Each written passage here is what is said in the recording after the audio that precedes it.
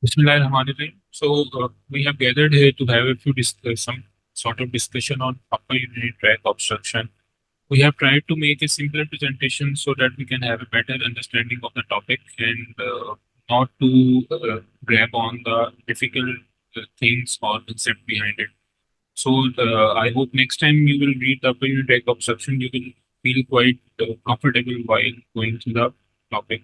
So we divide the urinary tract into upper urinary tract and lower urinary tract. Ahmad, do you have any idea what is upper urinary tract and lower urinary tract? So that's right, Hamad is right. The upper urinary tract includes kidney and the ureter, while the lower urinary tract includes bladder and the urethra. So today we will focus mostly on the upper urinary tract. That means obstruction in the kidney and at the level of ureter. So we are learning the introduction So we will try to brief our presentation into these four main headings that will include introduction, physiology, that we always find it difficult to grab at this level of our career, and next is various causes of obstruction and how we temporarily deal with these sort of obstructions. Introduction, as already mentioned, after this unit system consists of three for include kidneys and liver, lateral physiology of urine. Urine production by kidney is a continuous process. It's transport from kidneys down the ureter and into the bladder occurs frequently where the peristaltic contraction of the renal pelvis regulates.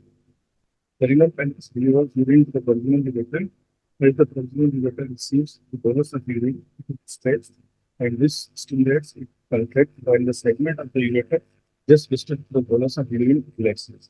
Thus, the bolus of urine is fast distant. So the I would like to just add few points regarding this.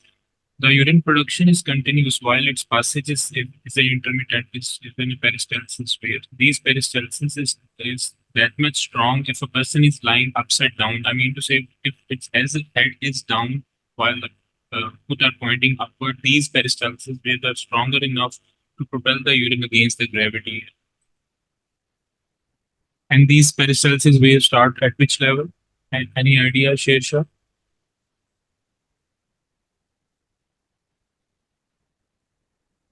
You think it starts from the pelvis? So if it starts from the pelvis, then how come the urine that is produced at the calyces minor papilla level, it goes into the pelvis? Minor papilla. Amat, you have any? Yes. So to propel a bolus of urine, the walls of ureter must of resting with ureteric pressure with vaccinating and ureteric contraction pressure ranges from 20 to 80. The peristaltic waves occurs between 2 to 6 per minute.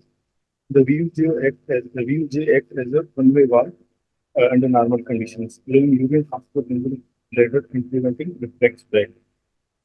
Although the decomposition occurs when the bladder pressure is more than 40 centimeters.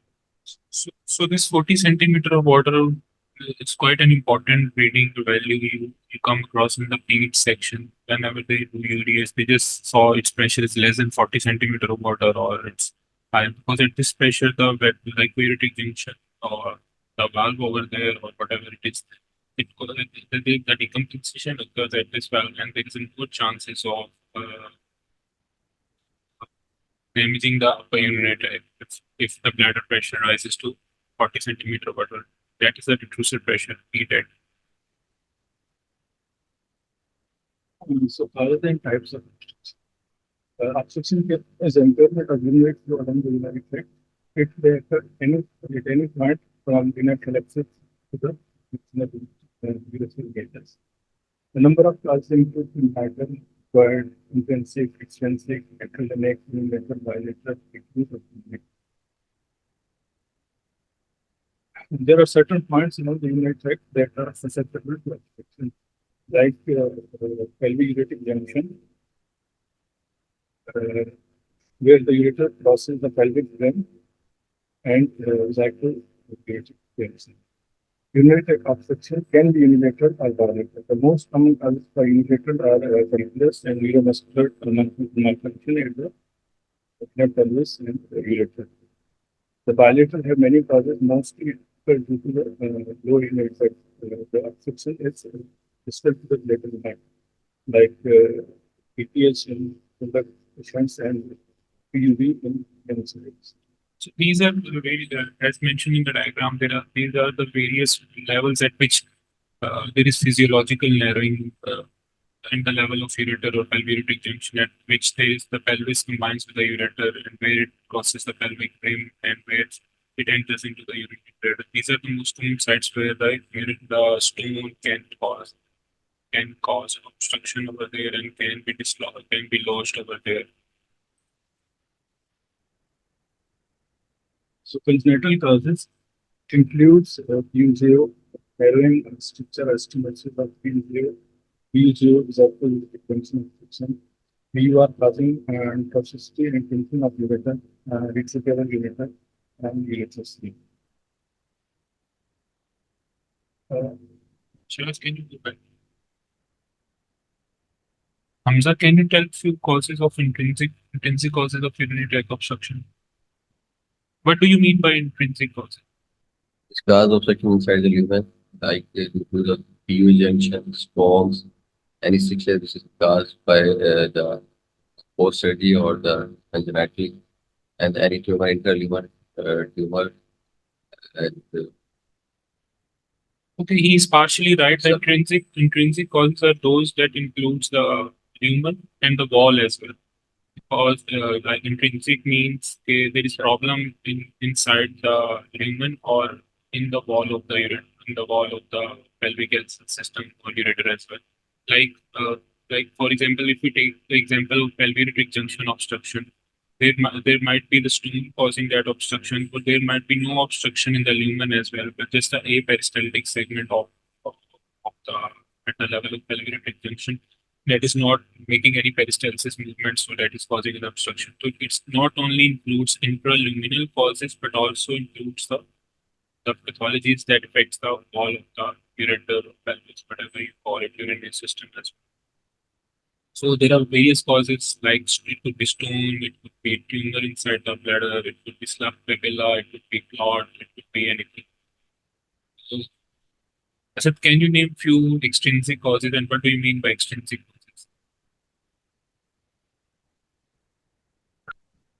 The extrinsic causes include those causes which obstruct the urinary systems from outside, like some neoplasm of the abdomen, and, like pregnancy. Pregnancy can obstruct the urinary cause hypertension. And the most common extrinsic causes of obstruction include enlarged prostate. Yes, we are taking. Yes, Dr. Villa. So the extramural causes include the retroperitoneal lymph nodes, enlarged lymph nodes or fibrosis, and bladder carcinoma, cervical carcinoma, prostate cancer. All those pathologies which occur outside the wall of the ureter, which causes the narrowing of the ureter, lead to the obstruction of the upper tract.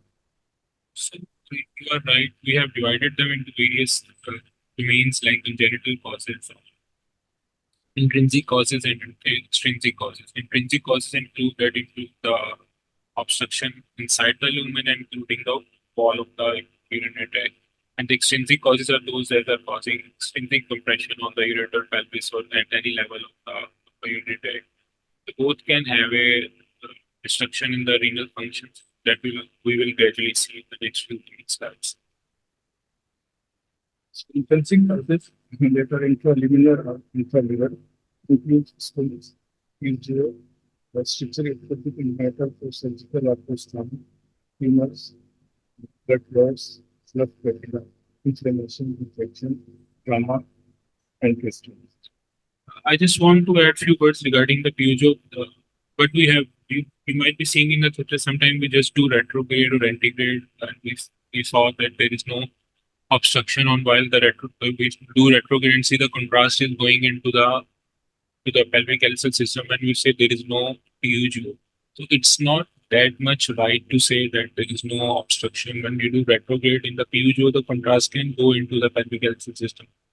The one cause is in the pelvic junction obstruction, there might be no valve-like phenomena when doing the retrograde. It's mostly while doing the antegrade study.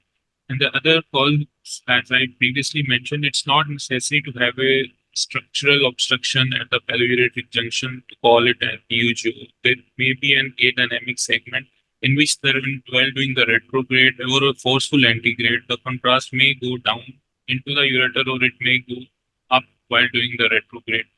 So just labeling there is no PUGO just on retrograde or antegrade is quite tricky sort of thing. We should try to avoid saying these sort of statements. So extrinsic causes include when the causes outside the lumen. These are mostly due to compression effects. That includes pregnancy, hematoma, access, aortic it's and myeloma, that we have already discussed. The retroperitoneal fibrosis. We see in our oncoclinic most of the patients with retroperitoneal fibrosis. It is an inflammatory fibrotic process in the retroperitoneum causing compression of the retroperitoneal structures, including ureters and mammary vessels. The 70% causes of retroperitoneal fibrosis are idiopathic. There are some identifiable causes, which includes drugs like methotrexate, penicillin, beta blockers, and it could be inflammatory due to autoimmune disease like Crohn's disease, sarcoidosis. It could be due to infections like most of these are chronic infections like TB, pneumonitis, and it could be due to malignancy like lymphoma, the most common, sarcoma, multiple myeloma, carcinoid, lung, pancreatic, or prostatic cancers. It could be secondary to radiotherapy or So the retroperitoneal fibrosis is one of the extrinsic cause of urinary tract obstruction. In retroperitoneal fibrosis, we see there are multiple fibrotic tissue that's encasing the aorta, IVC, and the ureter as well. It's not necessary it should be involving all of these structures. It could be involving just one side of the ureter, or just one ureter, or it could be involving both ureters. The diagnosis is by the biopsy. We do the retroperitoneal biopsy, and then just the fibrotic tissue. It's primarily a benign pathology, but we have to deal it like it may cause an obstructive symptoms on the bowel as well. The patient can present with abdominal pain, or there could be a renal dysfunction causing due to the urinary obstruction. the actual causes each accidental surgical ligation of ureters, post-surgical structure leveling and ischemia. Can you go back? Sure. So in iatrogenic, it just mentioned the accidental surgical ligation of the ureter. Our endoscopy is also one of the cause that causes the urinary obstruction. The way we handle the urinary endoscopy while doing the URS class, but when we are doing pneumatic class that we mostly have are better. If we hit the ureteric wall, there is mucosal inflammation, edema that will gradually lead to ischemia and healing by fibrosis and cause the narrowing of the ureter. The same, there is less chance of ischemia in the laser because it is more focused and there is less collateral damage by the laser. If we are doing handling the laser with the good control. So the pathophysiology.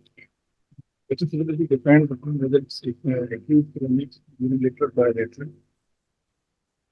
Acute unilateral uretic obstruction. It leads to the triphasic relationship between renal blood flow and uretic pressures. In phase 1, it starts and up to 1.5 hours post obstruction. In this, uretic pressure rises, renal blood flow also rises. In phase 2, it's post obstruction is 5 hours. In this, uretic pressure continues to rise and renal blood flow starts falling. In phase 3, it's beyond 5 hours. The uretic pressure falls and renal blood flow continues.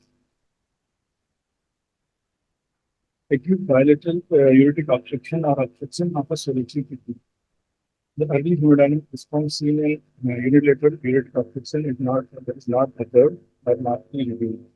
In phase one, it is 1.5 plus post obstruction. The uritic pressure rises.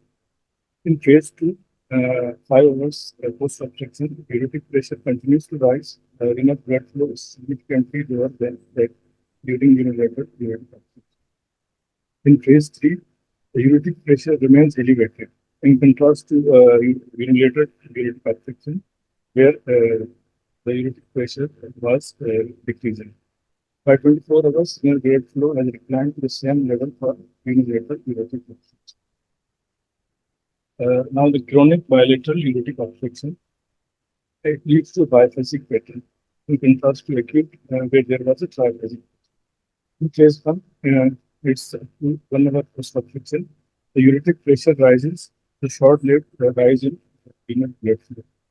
In phase two, 1 hour for post obstruction, the uritic pressure continues to rise until stabilizing around 24 hours.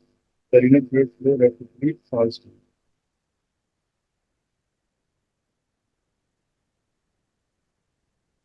In unilateral uritic obstruction, the decrease in urine flow through the nephron results in a greater degree of sodium absorption, so the excretion falls. Water loss from the kidney increases. Release of bilateral uritic obstruction is followed by marked natriuresis, that is potassium excretion and diuresis. This is due to an appropriate natriuresis to excrete excessive sodium, which is consequences of bilateral uritic obstructions.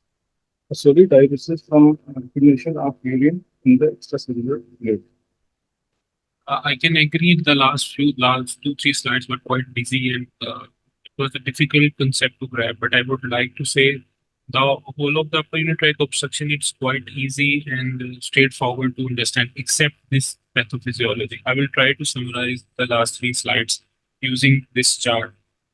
So there is a totally different scenario, different dynamics whenever there is an obstruction in the solitary kidney or bilateral kidneys, or when there is obstruction or in the just one kidney when the other kidney is functioning normal. So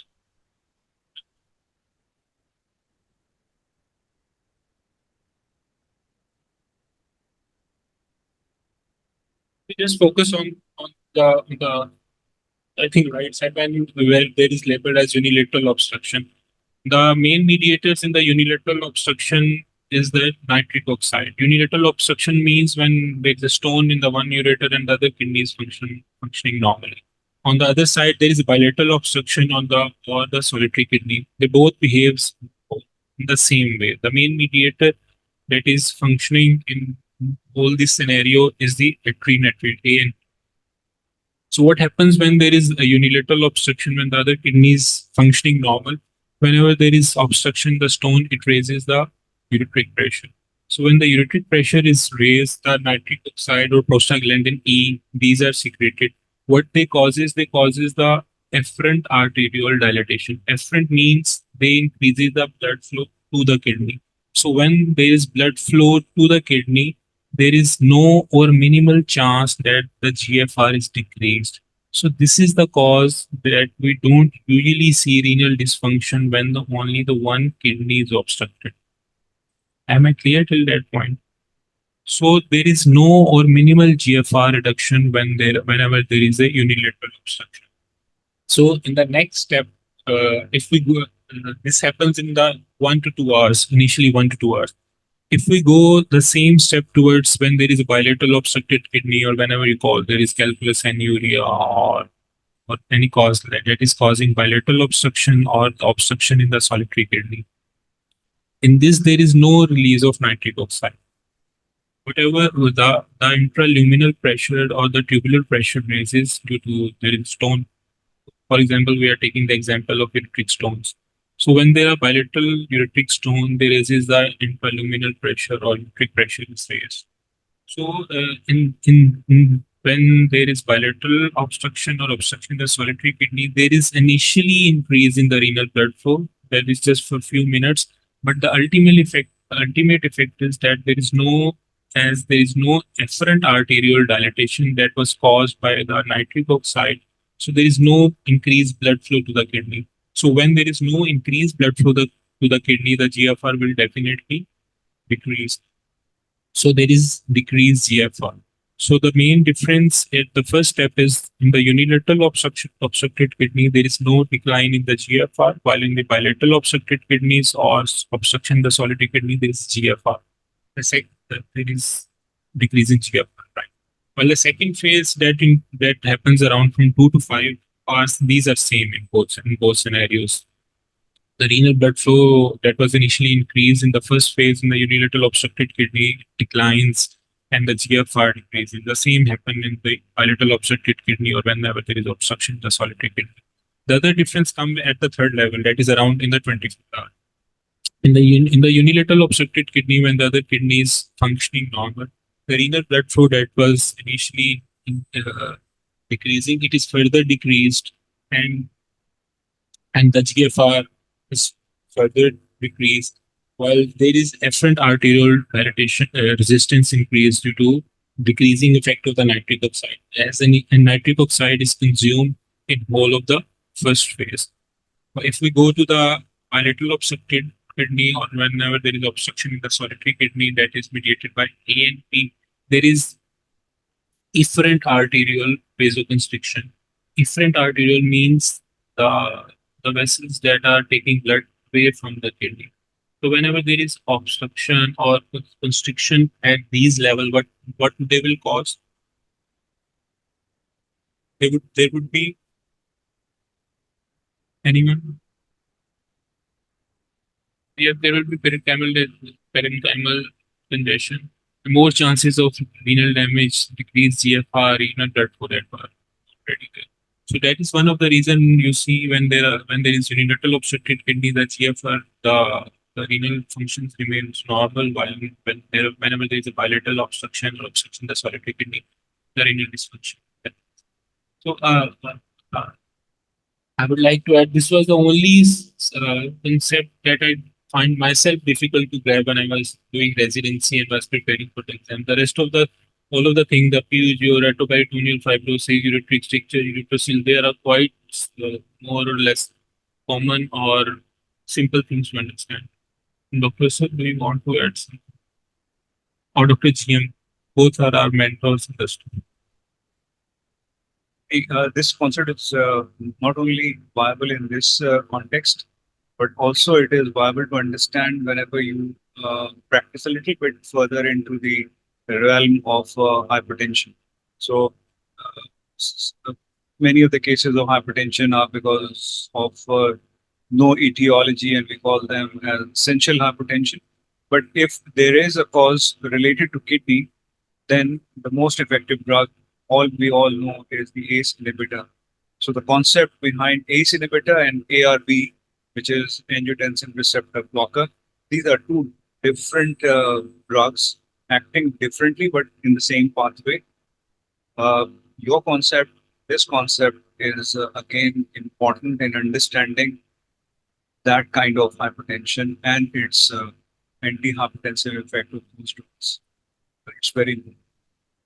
And whenever you have got a diabetic patient, for instance, and there is proteinuria, which we call diabetic nephropathy, the only thing that is available in the hand of the physician is prescription of these drugs, just to reduce GFR, just to reduce protein excretion through the glomerulus. The one thing I would like to add, the concept of solute diuresis that initially Shiraz told us a few minutes back.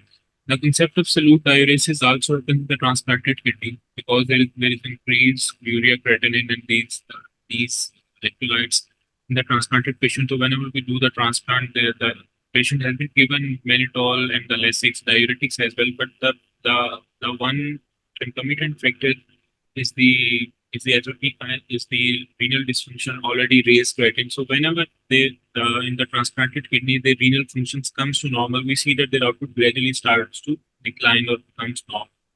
So the concept of solute diuresis also work over there. And recovery of renal function after release of injection. And there's no clear relationship between duration of bilateral urinary obstruction and the degree of recovery of renal function after the relief of obstruction. It is a two-phase recovery. The one is the tubular that occur by 2 weeks. In this second creatinine, sodium in volume molecule. And the other is glomerular. It occurs by 3 months. It increases to DF. Actually, no definitive studies has been done in the human model. The humans, so these are mostly canine or animal models regarding the at what time you relieve the obstruction and what improvement it occurs after the relief of that obstruction. It mostly states that whenever there is obstruction for more than 6 weeks, there is less likely to be recovery in the GFR or renal function of the patient. So when we used to label them chronic when it's from 6 weeks to three months, mostly we say 3 months, but it can be ranged from 6 weeks to 3 months. So the urinary tract obstruction can cause proximal extension of urinary tract. Effects will depend on the exact location and severity of the damage. So obstruction in the ureter causes dilatation of ureter, called ureter, and renal pelvic system valves, are both can be combined with hydrogen. The pain, particularly when the urinary tract obstruction is acute, the decreased renal function due to back pressure causing renal tubular atrophy and granular hyalinization of surface. The increased risk of urinary tract infection, sepsis, and stone formation due to urinary stress. The presentation. The presentation also depends upon the cause and severity. The most common presentation we see length pain, mostly due to or friction at the level of ureter. It will be the colic type pain. Flank mass like NPUCO in a young child. It could present as anuria if the obstruction is bilateral, hydronephrosis, and mesothelioma. The incidental finding during studies was found to include unrelated anomalies such as congenital heart disease and neonates. It could present with hematuria, either spontaneous or associated with relatively minor trauma. Rarely hypertension may also be a presenting finding. Once the investigation. Investigation also depend upon the cause. There are some basic investigations like urinary acids, which includes urine DR and urine culture, CTC, serum, radial accident, creatinine lights, and the imaging. And the most important is the renal ultrasound. So often the initial study used to evaluate flank pain, it may show adrenal process. There is the non-control CT scan for patients with acute leg pain, which is also called for renal stone. CT urogram, it provides detailed imaging of the collecting system and the extensive structures, including nearby nerve vessels. The CT urogram is not available in intravenous urogram and we use in the non-contrast CT may also be. In patients with iodine allergy, MR urography may also be used. So the plain CT or non-contrast CT pyelogram is the diagnostic tool or gold standard to diagnose the patient who present with a flank pain. While the CT urogram is the gold standard or investigation of choice when you are planning to do when you are planning to for the treatment purpose. Okay, there's a bit different. This is mostly asked in our exam. That if we want to diagnose a patient who present with acute colic or pain, the answer is CT pyelogram without contrast. Like so if the patient has stone disease present with a renal colic, the investigation is CTK. And if you find the stone over there, do you need any further investigation? The CT urogram is the big answer because that tells you about the pelvic acid system anatomy that may explain the other factors as well. Recuperate and integrate pyelogram and renal scan used to quantify the degree of obstruction and related function of the its deadly. And then Okay. Do you have any concept regarding the different radionuclide scales, the renal scales, the DMSA and MAC3 scale, the difference between them when you do DMSA, when you do MAC3 scale.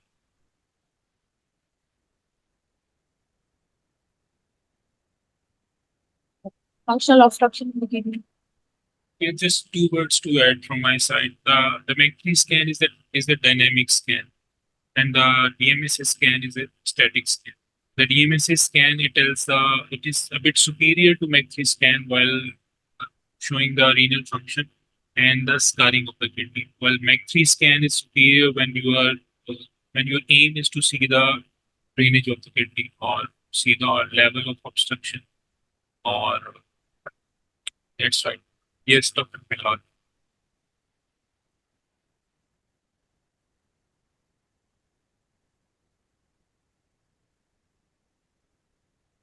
So regarding the radionuclide scans, the different scans such as the DMSA, the well-kept succinic acid, and or the mega scan. In the DMSA scan is mostly used when we are seeing the relative functions of the both kidneys. Because what happens whenever we are giving the DMSA, this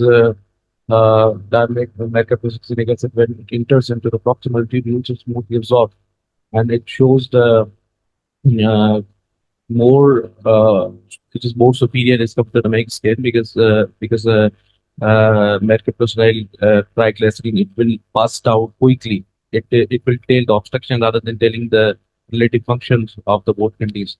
So it's far more superior in the case of relative function.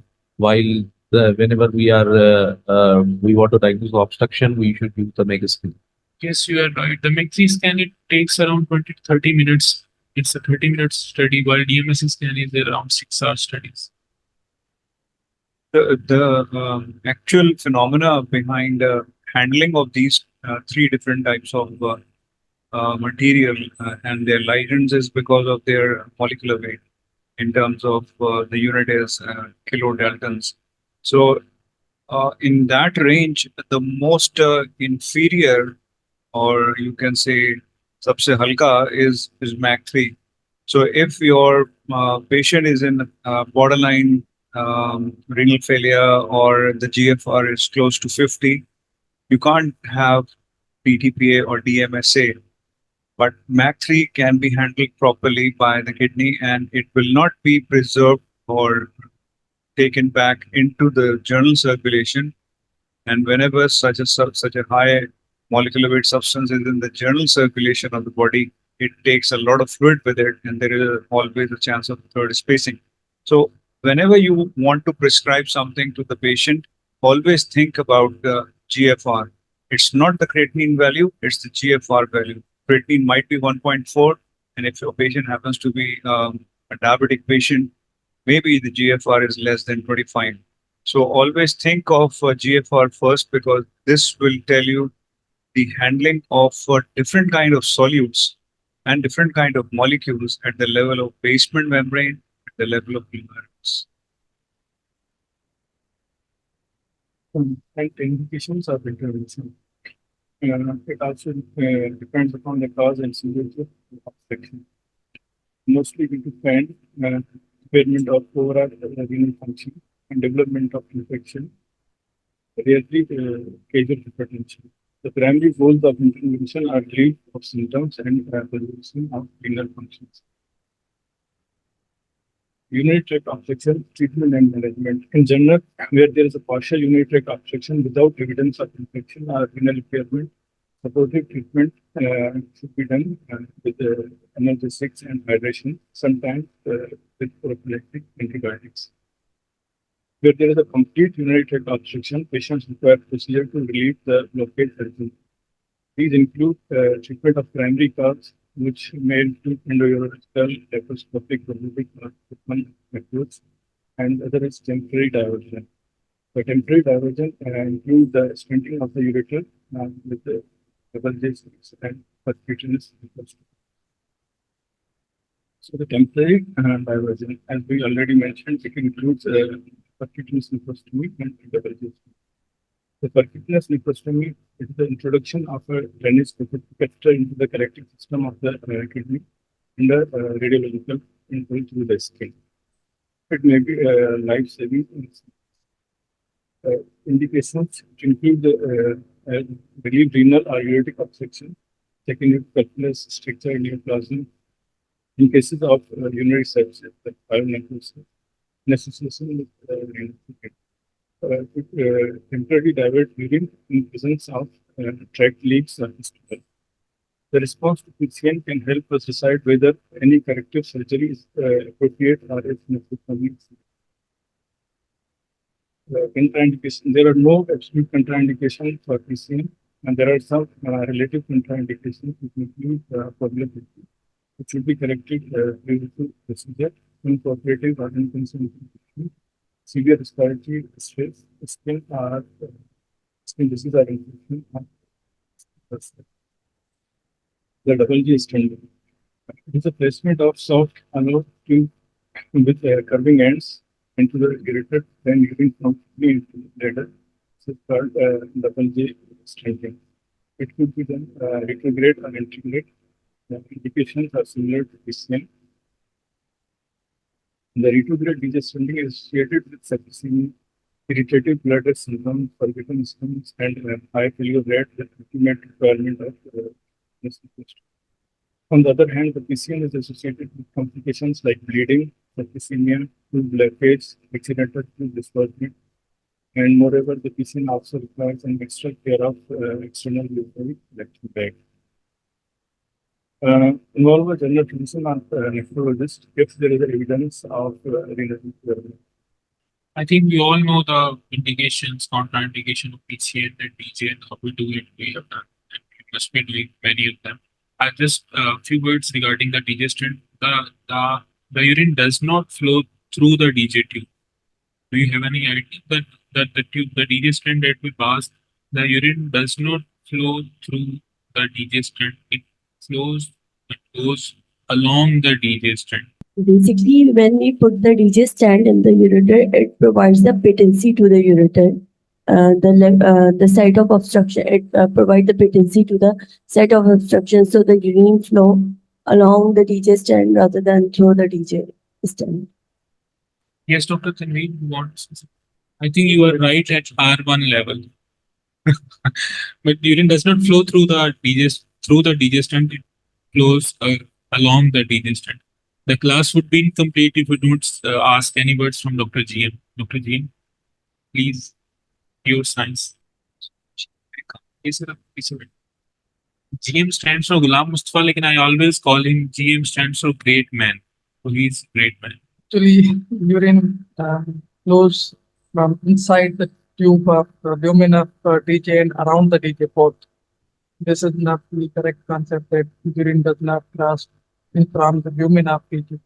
Because if there is lumen, water has to flow from it. And this is the reason DJ has openings along the whole length of its structure.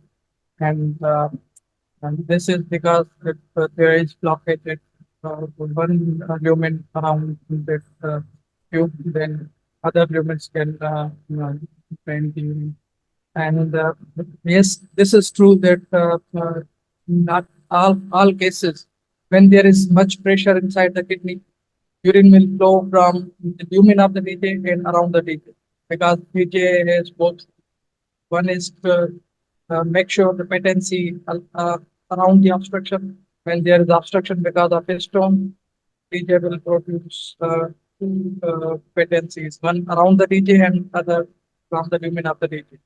But if the obstruction is circular one or external, then things will be different. Only DJ lumen will drain because there will not be other patency produced by DJ. So this should be very clear that what is happening inside when you are putting the tube. When we are placing urinary catheter, it has only single lumen from the proximal and single lumen outside. And that can again, urinary catheter drains in both sides, and it also drains around the structure of that tube. So this concept before we were thinking that DJ is not draining from inside of the lumen is not correct. I And think you- then this is evidenced by the siphon effect as well. Siphon effect is one of the example of this, that urine is crossing through the lumina region. I haven't read this statement that it's not crossing from the lumen.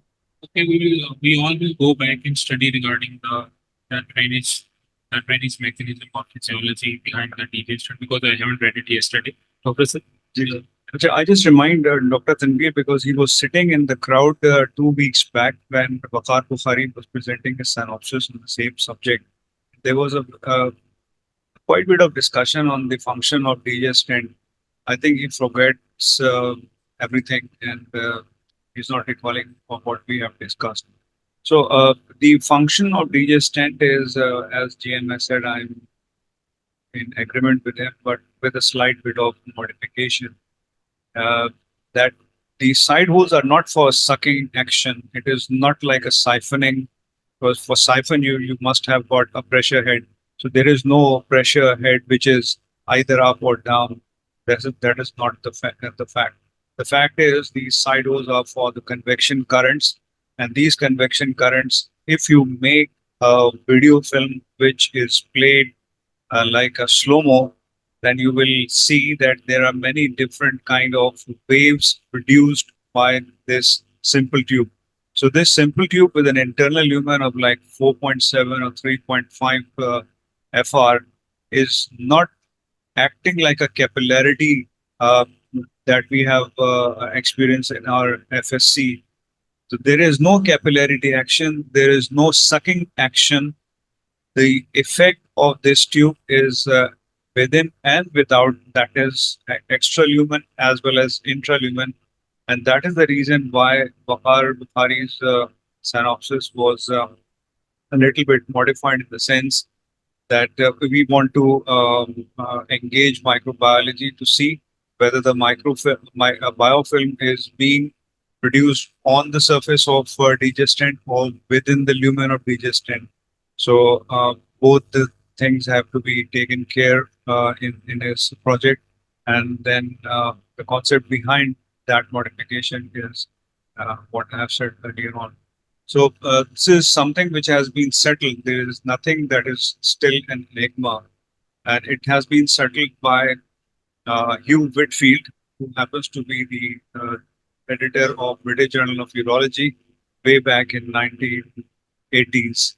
And if you just Google his name, you can find that article, the mechanism and the mechanics behind the action of digestate. Okay, thank you for your Agreed. time. This should be mandatory for all postgraduate, especially.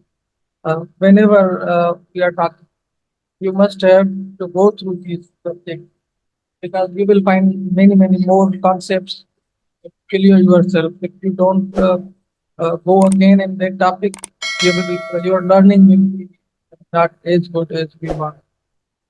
बाजरों का ख्याल है कि एक straw है जो कि नीचे से कोई बैठ के जो है ना वो फूंक रहा है, ना वो ऊपर बैठा फूंक रहा है ना नीचे से फूंक रहा है, वो ये कोई फूंक मारने वाला भी तो चाहिए ना फिर, ये कोई स्ट्रॉ नहीं.